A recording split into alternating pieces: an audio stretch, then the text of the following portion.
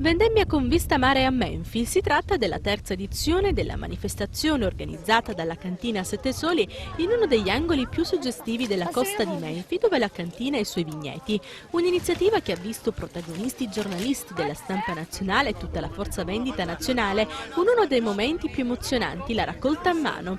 Il sipario infatti si è aperto sui vigneti di Sira, anfiteatro mozzafiato incontaminato che degrada verso il mare. Lo spettacolo è proseguito poi sulla spiaggia con degustazioni accompagnate da musiche, performance e danze. Si è potuto inoltre degustare etichette e prodotti del territorio di Menfi. Registi d'eccezione dell'evento Fede e Tito, i conduttori della trasmissione di Radio 2 Decandair.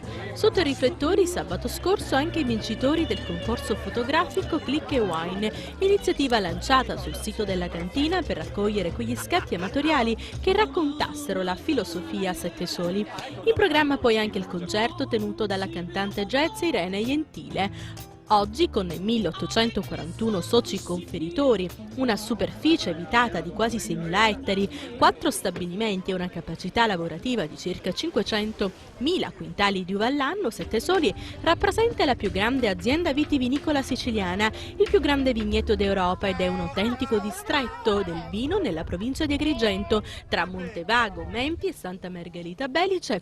Ben il 70% delle 5.000 famiglie presenti sono coinvolte a vario titolo in Sette Soli.